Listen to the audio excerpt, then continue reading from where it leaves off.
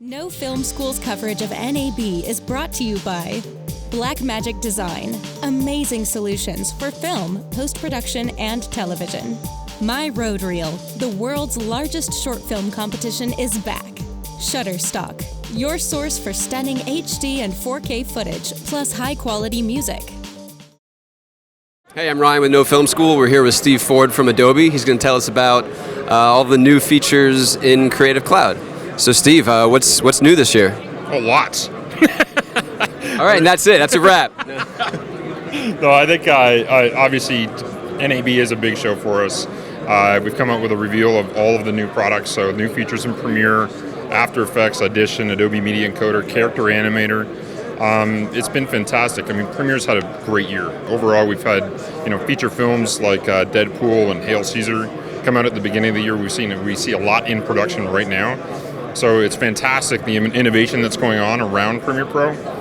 So to that end, especially with HDR and 8K and 4K and that kind of thing, we've introduced a proxy workflow. So obviously it's always about native media, and that's never going to go away.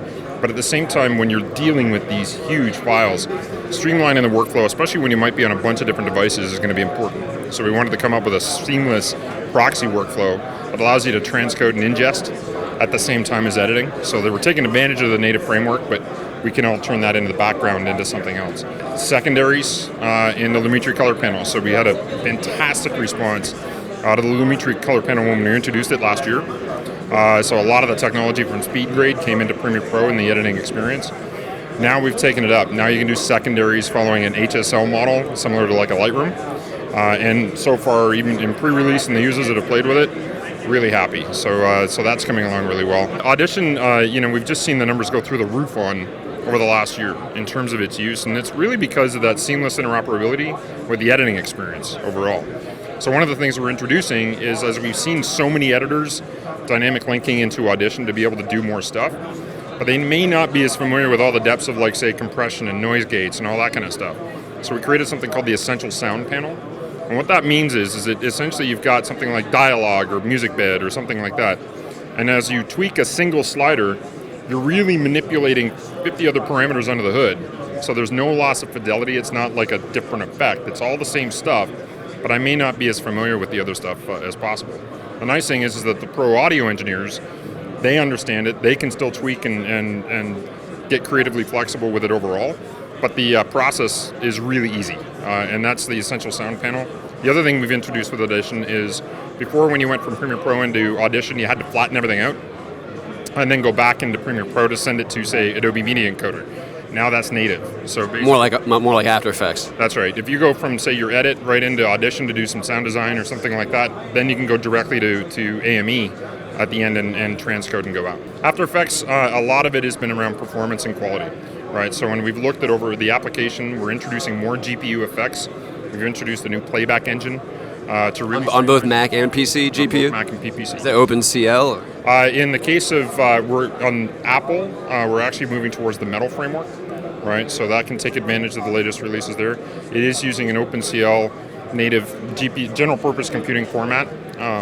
Right now, Metal is completely compatible, like in terms of even Premiere Pro. So we're still predominantly CUDA and OpenCL, but you're going to see us move a lot more closer to that downstream. Preview 4 of Character Animator is getting a lot of great response. And I mean, the construct that you can perform animation, we've had a lot of users get really excited about that. And in fact, we started to see a lot of uses of it, in late night television and that kind of stuff, live broadcast directly too. So that's really exciting. It comes with After Effects. So basically you download After Effects and you get Character Animator as part of that. And they're both designed to work completely interoperable with each other, because you'd focus on the setup of your puppet. There's a lot of making that simpler, so that there's the idea of how you construct a puppet, animate the puppet, and then getting into performing the animation. That's been really streamlined. So a lot of good response in Character Animator. Still preview though. We haven't called it 1.0 because we're still learning a lot. I think the reality is we've just seen again the fantastic use by folks, whether that's working on like a feature film like Deadpool, or YouTubers coming out with great channels and that kind of stuff, right to even got corporate marketing and that kind of stuff. So the video is exploding, and the amount of people producing video has gone along right with it. So I think the biggest thing we're really excited about is the use of the products and what people are doing with it. at the show where we have a lot of great customers showing their work. That's the stuff. I mean, obviously, I work hard for a year trying to make sure the features work and the technology works, but it's what people do with it. That's what makes me most excited.